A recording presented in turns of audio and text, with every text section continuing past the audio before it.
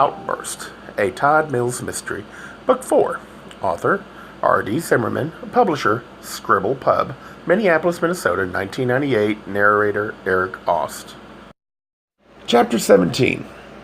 A moment later, it was completely quiet, and Rollins turned toward the open windows, stared into the dark, and tried to hear something, anything.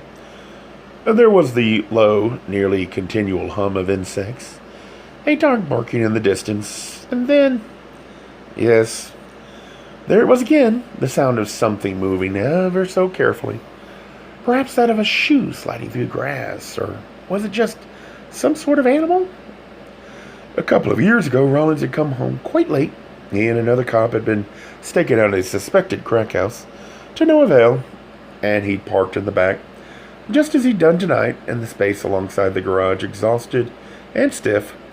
He'd climbed out of his car, clutching the jumbo cup of cold coffee he'd brought 4 hours earlier at a Super America gas station. Heading toward the vinyl city-issued garbage can, he saw that the lid was flipped open. Not thinking much about it, he threw in the entire cup, coffee and all. Immediately, there was a childlike shriek, a scream so shrill that Rollins had jumped a good 6 feet. So was this happening again? Had the street-smart and pervasive raccoons of Minneapolis invaded the garbage?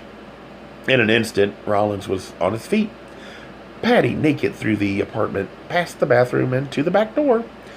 Scratching the dark hair of his chest, he looked down from the second floor, and his eyes fell immediately to the garage, a sagging wood frame structure surrounded by an out-of-control raspberry patch. Off to the side, visible in the light from a lamp in the alley, sat his car, a silver Ford Taurus, and between his vehicle and the garage stood the large black garbage container, now completely undisturbed. Rollins looked about, searching the bushes that were thick with the jungle-like leaves of a hot, humid Midwestern summer. He then moved to the side and checked the wooden staircase that doubled back and forth down the rear of the old house to the backyard. Nothing. Something off to the side caught his eye. Rollins pulled back from the glass. But yes, someone was out there. A man. None too big, slipping through his backyard. So was it just someone cutting through the yard? A neighbor taking a shortcut? No. Rollins noted how the man was moving, slowly, carefully, and knew this wasn't right. Either this guy was scoping out his house, trying to discern an easy way to break into the downstairs apartment, or... Wait, he was moving back toward the garage. What was he going for? Rollins' car? There had been a rash of car robberies where the windows were smashed in and radios ripped off, or could the guy be going for the garbage? In the past year, there'd been a handful of garages torched, the work of some warped punk.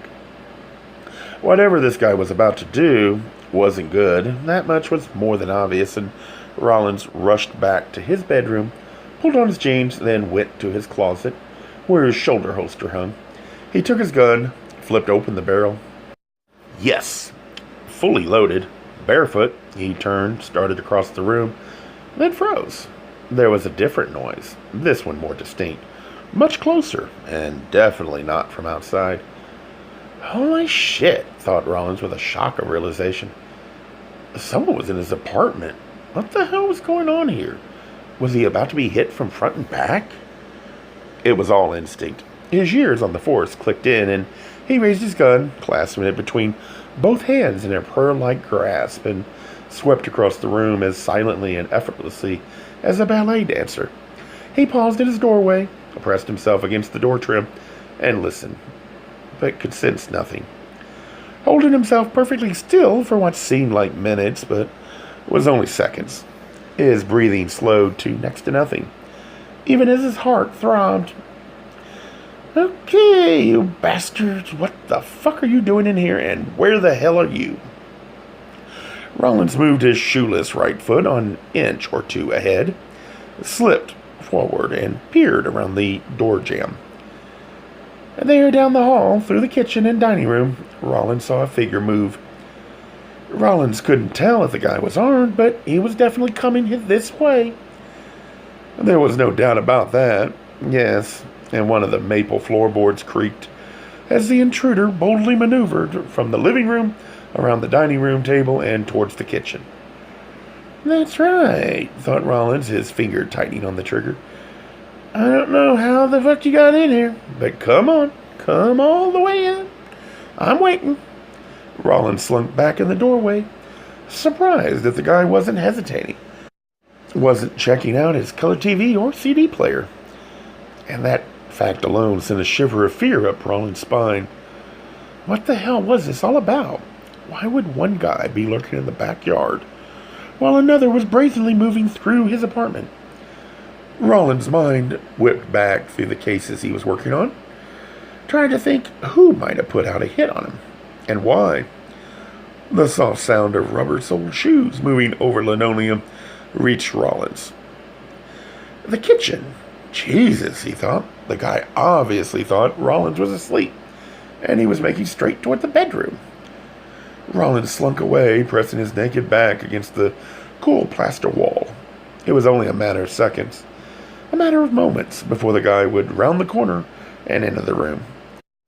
But would he just slip in, or would his entry be more dynamic? His heart pounding thick and hard, Rollins raised his pistol, ready to fire away, and then it happened. Without hesitation, the mysterious figure turned from the hallway and proceeded into the bedroom.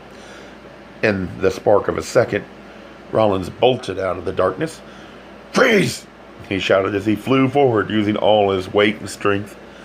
Rollins hurled himself against the other man, catching him totally unsuspecting. The intruder yelped and fell back with surprising ease, and Rollins plowed forward, smashing the guy against the other wall and jabbing his pistol against the guy's temple. "Jesus Christ!" cried the man. Rollins had lusted after that voice, had caressed that body, and in horror he demanded, "Todd?" "Rollins, what the hell shit!"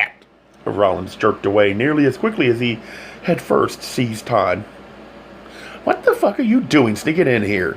Could have killed you."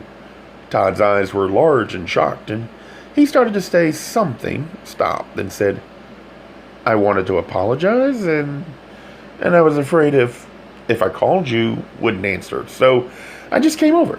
I know I'm not supposed to see you, but I have a key, you know."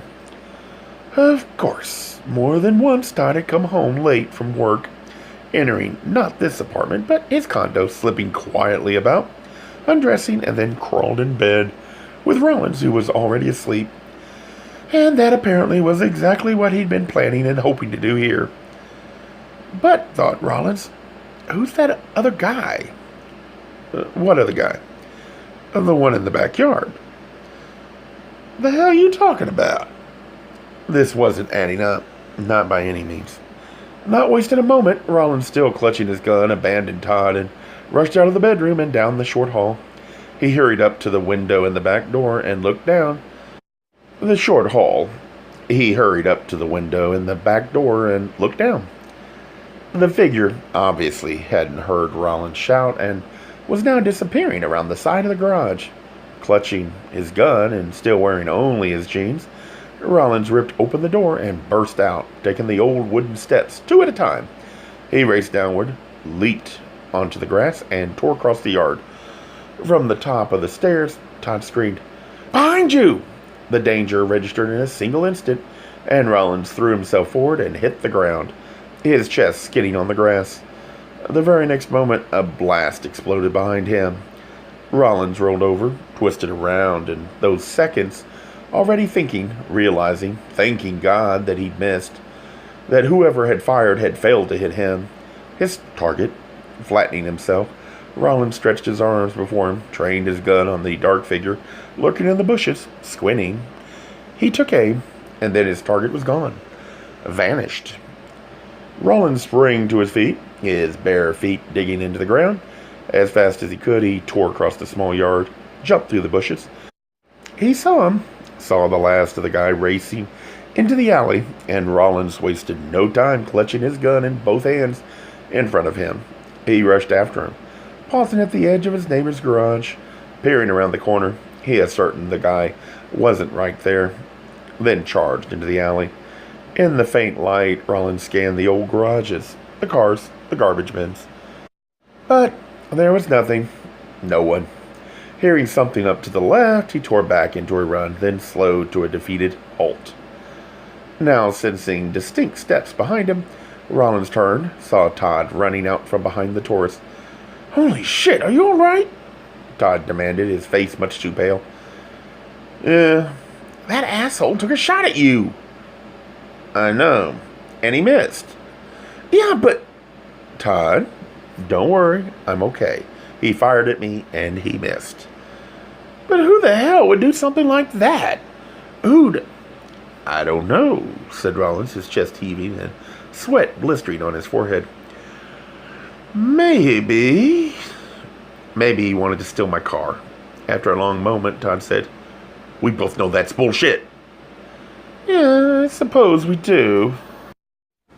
Gay Mysteries audiobooks. I think it is easy to hate a label, but a face humanizes the word. So this effort is twofold: to offer comfort to those like myself that your world didn't end because you don't fit into the view of acceptable society on both sides, and in hopes of helping those with family that are LGBTQ, that it doesn't mean we are aliens from the child they once knew. Reassure them so they can maybe be supportive at the same time, being true to their values.